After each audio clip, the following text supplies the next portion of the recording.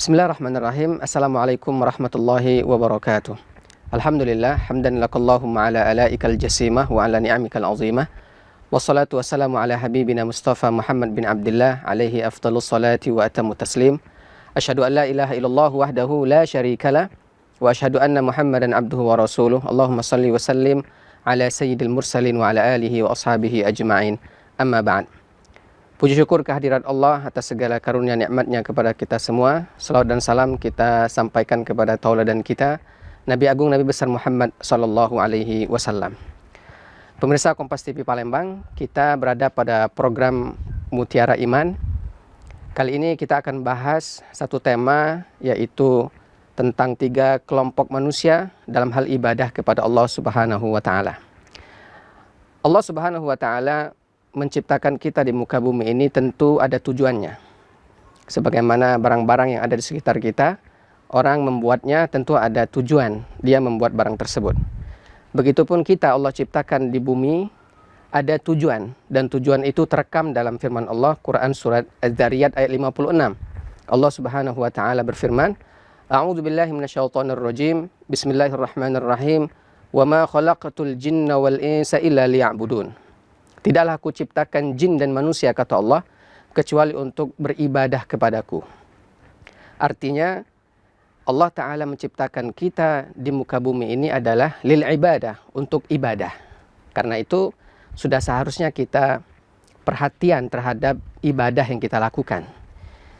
Pemirsa Kompas TV Palembang yang berbahagia, ibadah dalam arti yang luas artinya segala aktivitas kita, mencari nafkah, bekerja, beraktivitas, dan ketika kita niatkan lillahi ta'ala, maka dia bernilai ibadah dalam arti yang luas. Dan itu harus jadi perhatian kita, artinya kita tetap harus komitmen untuk menjadikan segala aktivitas kita itu bernilai ibadah di sisi Allah Subhanahu wa ta'ala. Apalagi ibadah yang bersifat khusus, seperti ibadah ritual yang memang langsung diajarkan oleh baginda Rasul alaihi salatu wassalam, seperti sholat, puasa, zakat, haji, dan lain sebagainya. Maka itu hal yang sangat wajib untuk selalu kita perhatikan, karena ia merupakan tujuan kita diciptakan Allah di muka bumi ini. Pemirsa Kompas TV Palembang yang dimuliakan Allah Ta'ala, dalam hal ibadah ternyata manusia mempunyai latar belakang motivasi yang menjadikan dia kemudian bersemangat untuk beribadah kepada Allah Ta'ala. Latar belakang ini beragam, tergantung dengan apa yang memotivasi mereka untuk kemudian beribadah kepada Allah. Dalam hal mereka beribadah kepada Allah, ini kemudian dijelaskan oleh Sayyidina Ali bin Abi Thalib karamallahu wajhah tentang beberapa kelompok manusia yang ketika beribadah kepada Allah punya motivasi yang beragam. Paling tidak ada 3 kelompok yang beliau sebutkan, sebagaimana kalam yang Sayyidina Ali sebutkan, Inna qauman abbadullaha syukran, inna qauman abbadullaha raghbatan, fatilka ibadatul tujjar. Wa inna qauman abbadullaha rahbatan, fatilka ibadatul abid. Wa inna qauman abbadullaha syukran, fatilka ibadatul ahrar. Ada 3 kelompok yang disebutkan oleh Sayyidina Ali dalam hal ibadah yang melatar belakangnya orang kemudian semangat untuk beribadah kepada Allah. Yang pertama, kelompok pertama adalah mereka yang beribadah kepada Allah raghbatan, fatilka ibadatut tujjar. Ada keinginan atau ibadah yang dilakukan karena pamrih, karena mengharapkan sesuatu dari Allah. Maka kemudian kelompok pertama ini oleh Sayyidina Ali disebut dengan ibadatut tujjar, ibadahnya pedagang, ibadahnya bisnismen. Dalam hal ekonomi memang orang melakukan sebuah usaha dimaksudkan untuk mendapatkan keuntungan, bila perlu dengan modal yang kecil namun bisa mendatangkan keuntungan yang besar. Dalam hal ibadah pun begitu. Ada orang yang punya karakteristik ibadah semacam ini, biasanya akan memilih ibadah yang paling banyak memberikan keuntungan bagi dirinya. Sehingga kelompok ini sesungguhnya mereka yang terus ketika mereka ibadah akan memikirkan tentang pahala keuntungan yang dia dapatkan. Pemirsa Kompas TV Palembang yang dimuliakan Allah, walaupun sesungguhnya dalam Islam ketika ada orang yang beribadah karena mengharapkan pahala, ada orang ibadah karena mengharapkan surga, itu hal yang lumrah. Bahkan Allah Subhanahu wa Ta'ala sendiri di dalam Al-Quran banyak sekali memberikan iming-iming pahala besar berupa surga misalkan, agar memotivasi hambanya untuk beribadah kepadanya. Sebagai contoh misal dalam Al-Quran, Allah Subhanahu wa Ta'ala berfirman, A'udzubillahi minasyaitonirrajim, Bismillahirrahmanirrahim, Innal ladzina amanu wa 'amilus solihati kanat lahum jannatul firdausi nuzula. Sesungguhnya orang yang beriman dan iman itu dibuktikan dengan amal soleh yang dia kerjakan. Artinya amal soleh itu juga berbentuk ritual ibadah yang dia lakukan, maka kata Allah, dia akan mendapatkan surga Firdaus yang akan menjadi tempat tinggalnya di akhirat kelak. Artinya ketika ada orang ibadah mengharapkan surga, maka itu hal yang lumrah. Tapi masalahnya kemudian adalah pahala itu, surga itu tidak langsung Allah berikan pada saat orang melakukan sebuah rangkaian ibadah. Namun surga itu Allah pending. Allah akan berikan nanti di hari akhirat. Penundaan inilah yang kemudian banyak menjadikan orang tidak sabar. Mereka ingin segera menikmati pahala itu. Mereka ingin segera merasakan betapa surga itu nikmat yang luar biasa. Sehingga kemudian mereka merasa bahwa pahala yang Allah janjikan tidak real, tidak cash. Yang akhirnya menjadikan mereka bermalas-malasan beribadah kepada Allah Ta'ala. Maka orang yang punya karakteristik ibadah semacam ini, kecenderungannya tidak konsisten. Ada pasang surut sesuai dengan kantongnya. Jika tebal kantongnya, dia bersemangat ibadah kepada Allah. Namun ketika kantongnya tipis, dia cenderung bermalas-malasan beribadah kepada Allah Subhanahu wa Ta'ala. Pemirsa Kompas TV Palembang yang dimuliakan Allah, itulah kelompok pertama dari manusia ketika beribadah kepada Allah. Kita akan lanjutkan setelah pesan-pesan berikut ini.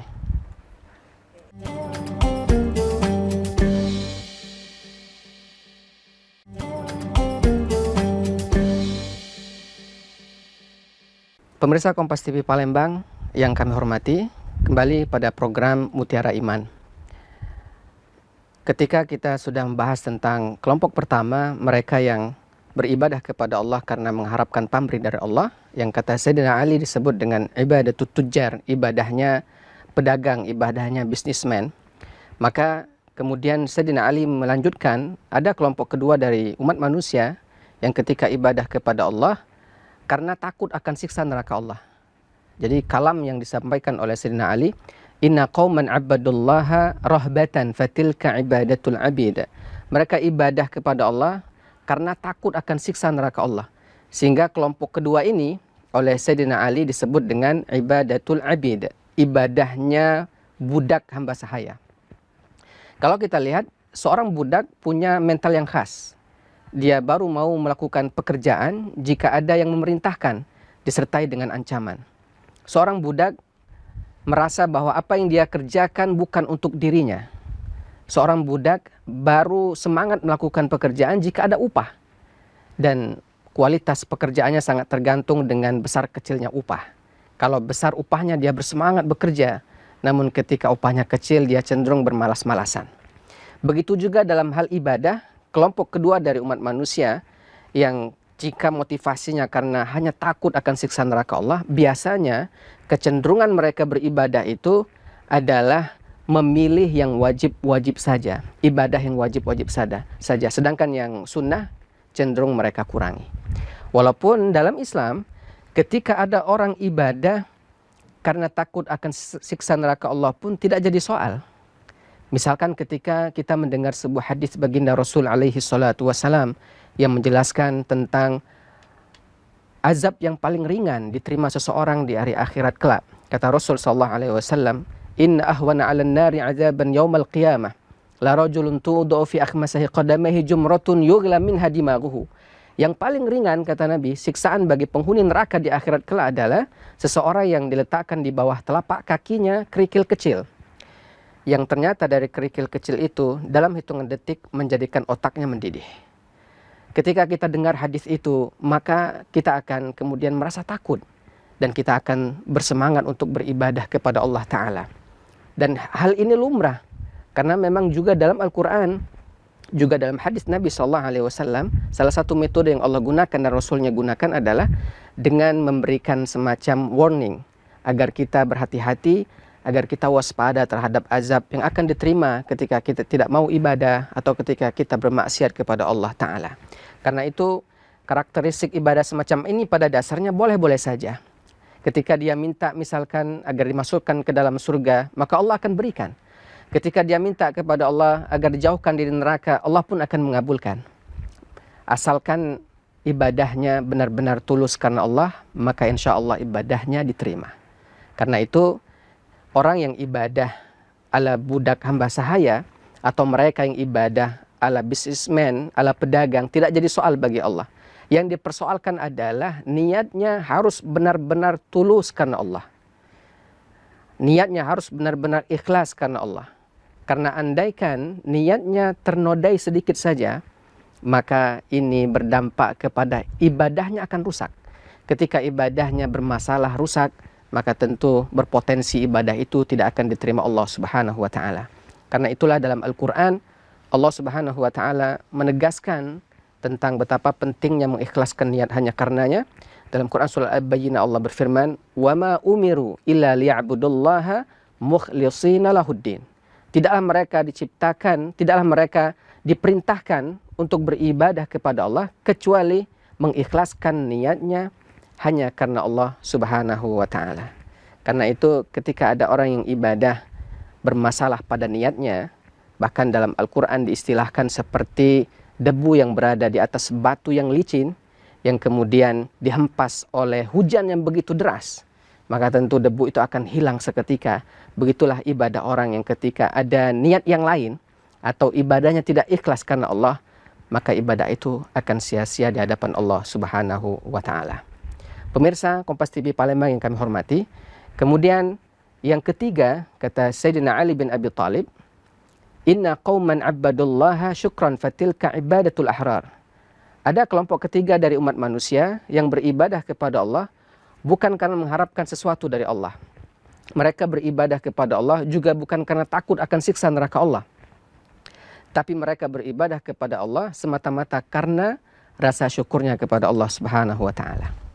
Kepada mereka ketika ditanya, bagaimana jika tidak ada surga dan neraka? Apa kau tetap akan ibadah kepada Allah? Maka dengan tegas dia akan menjawab, ya, saya akan tetap ibadah kepada Allah. Apa gunanya ketika kita tanya lagi? Maka dia akan menjawab, bukankah sudah pantas bagi saya bersyukur kepada Allah yang telah menjadikan saya manusia, makhluk yang sempurna? Bukankah sudah pantas bagi saya bersyukur kepada Allah yang telah menjadikan saya seorang muslim sehingga bisa mengenal Allah dan Rasulnya? Pemirsa Kompas TV Palembang yang berbahagia, dalam sebuah riwayat disebutkan bahwa suatu malam Sayyidah Aisyah radhiyallahu taala anha pernah melihat suaminya yaitu Rasulullah sallallahu alaihi wasallam sedang melaksanakan ibadah salat malam. Lama sekali beliau berdiri, ruku, sujud. Ketika Rasul sallallahu alaihi wasallam bermunajat, berdoa kepada Allah, bergemuruh dalam dadanya, bergetar tubuhnya, terurai seluruh air matanya. Kemudian melihat itu Sayyidah Aisyah merasa iba, kemudian bertanya kepada Rasulullah, "Ya Rasulullah, bukankah engkau adalah utusan Allah? Bukankah engkau adalah manusia yang telah dijamin surga? Bukankah engkau adalah orang yang telah dijamin segala doanya dikabulkan? Mengapa engkau bersusah payah kemudian berdiri di malam hari sehingga kakimu menjadi bengkak? Mengapa engkau bersusah payah berdoa, bermunajat, menangis sehingga matamu menjadi sembab?" Mendengar itu Rasul alaihi salatu wasallam hanya menjawab singkat. Dengarkan jawaban Rasul alaihi salatu wasallam. Kata beliau, "Afala akunu abdan syakura." Tidak pantaskah jika aku menjadi hamba Allah yang bersyukur? Pemirsa Kompas TV Palembang yang dimuliakan Allah, kita akan lanjutkan setelah pesan-pesan berikut ini.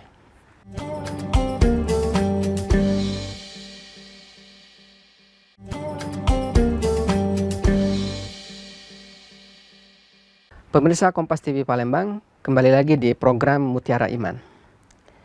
Jadi ketika kelompok ketiga dari umat manusia yang beribadah kepada Allah semata-mata karena rasa syukurnya, tentu sangat berbeda dengan kualitas ibadah mereka yang dilandaskan karena sesuatu yang lain. Sebagaimana Rasul alaihi salatu wassalam yang disebutkan bahwa beliau begitu antusias dan semangat dalam ibadah kepada Allah, Dan salah satu motivasi terbesar beliau adalah afala akunu abdan syakura, agar beliau ingin menjadi hamba Allah yang bersyukur. Syukur itu yang kemudian menjadi manifestasi terbesar beliau dalam melakukan ibadah kepada Allah Ta'ala. Karenanya kualitas ibadah mereka yang karena rasa syukur dengan mereka yang seperti pedagang, bisnismen atau ala budak hamba sahaya sangat berbeda. Jika kualitas ibadah budak hamba sahaya, bisnismen sangat tergantung dengan hal-hal tertentu, seperti tergantung dengan besar kecilnya kantong, tebal tipisnya kantongnya, maka bagi mereka yang beribadah kepada Allah karena rasa syukurnya tidak kenal situasi dan kondisi, mereka akan tetap istiqamah beribadah kepada Allah Ta'ala. Jika kualitas ibadah mereka ala budak hamba sahaya sangat tergantung dengan besar kecilnya upah, berat ringannya ancaman siksa, maka bagi mereka yang beribadah atas dasar manifestasi rasa syukur kepada Allah, maka itu pun tidak jadi soal baginya. Karena mereka beribadah betul-betul atas dasar rasa syukur kepada Allah Subhanahu wa Ta'ala. Wajarlah jika kemudian Allah Subhanahu wa Ta'ala berseru memanggil mereka dalam Al-Quran, ya ayyatuhan nafsul mutmainnah irji'i ila rabbiki radiyatan mardiyah fadkhuli fi ibadi wadkhuli jannati. Wahai jiwa-jiwa yang tenang, kembalilah kepada Tuhanmu dengan rasa ridha dan rasa puas, dan maksudlah kalian ke dalam golongan hamba-hambaku, dan maksudlah kalian ke dalam surgaku. Begitu luar biasanya orang yang beribadah karena rasa syukur kepada Allah. Karenanya kita tentu berusaha, walau mungkin ada di antara kita yang ibadahnya karena mengharapkan pahala Allah, tidak jadi soal sesungguhnya. Atau mungkin ada di antara kita yang ibadah karena takut akan siksa neraka Allah, itu pun tidak jadi soal. Atau mungkin ada di antara kita bahkan motivasi ibadahnya karena dua-duanya, karena ingin pahala, juga karena takut akan siksa neraka Allah, tidak jadi soal sesungguhnya. Yang terpenting adalah tugas kita terus berusaha untuk mengikhlaskan niat kita karena Allah Ta'ala. Yang kedua, kita terus berusaha untuk menjaga kualitas ibadah kita kepada Allah Ta'ala. Bukankah itu doa yang selalu kita panjatkan? Allahumma taqabbal minna innaka antas sami'ul alim wa tub alaina innaka antat tawwabur rahim. Kita minta kepada Allah agar segala amal ibadah kita diterima oleh Allah Ta'ala. Namun tentu selain tadi motivasi karena pahala atau motivasi karena takut akan siksa neraka Allah, juga kita berusaha semaksimal mungkin untuk juga menumbuhkan salah satu bentuk motivasi kita beribadah kepada Allah itu adalah karena rasa syukur kita yang mendalam kepada Allah Subhanahu wa Ta'ala. Insya Allah itu akan menjadikan ibadah kita lebih berkualitas. Rasakan bedakan rasanya ketika kita ibadah betul-betul atas dasar dorongan rasa syukur kepada Allah. Insya Allah ibadah itu akan lebih terasa, akan lebih nikmat ketika kita jalani. Dan insya Allah itu akan menjadikan kita dihimpunkan Allah di surganya, sebagaimana kita dijadikan Allah sebagai hamba-hamba yang Dia cintai. Pemirsa Kompas TV Palembang yang berbahagia, ada pertanyaan dari pemirsa Kompas TV tentang apa hukum orang yang beribadah kemudian memamerkan ibadah itu di media sosial. Ini hal yang mungkin menjadi fenomena zaman sekarang ya, ketika ada orang yang ibadah kemudian mereka upload atau mereka kemudian share di media sosial. Apakah ini akan mengganggu keabsahan dari ibadah yang dia lakukan? Tentu kita lihat pertama niat yang bersangkutan. Kalau niat yang bersangkutan memang untuk pamer, maka tentu ini akan bermasalah dalam keabsahan ibadahnya. Ketika pamer yang dia niatkan, kalau bahasa lainnya adalah riya. Ketika riya dia lakukan, maka ibadah itu akan bermasalah dan akan rusak dan tidak akan diterima Allah Subhanahu wa Ta'ala. Karena riya salah satu penyakit yang akan menggerogoti keabsahan ibadah seseorang. Namun tentu ketika ada orang yang ibadah, misal bersedekah ya, kemudian ada dokumentasinya di media sosial, jangan juga kita buru-buru menjudge-nya, menghakiminya bahwa dia riya, bahwa dia pamer. Tidak begitu juga. Siapa tahu ini bagian dari dokumentasi dan lain sebagainya. Tugas kita adalah tidak menghakimi orang tertentu, tidak menghakimi orang tersebut. Tugas kita adalah berhusnuzon, berprasangka positif kepada orang tersebut, dan tentu kita sebagai orang yang juga bermain di media sosial, menjadikan hal-hal semacam itu sebagai pelajaran agar bisa juga mungkin memotivasi kita untuk beramal, walau tentu ibadah yang kita lakukan tidak mesti harus dipamerkan, tidak perlu harus diupload di media sosial. Mungkin itu, wallahu a'lam bishawab. Pemirsa Kompas TV Palembang yang kami muliakan, terima kasih atas perhatiannya. Kepada Allah kami mohon ampun. Kami tutup dengan wassalamualaikum warahmatullahi wabarakatuh.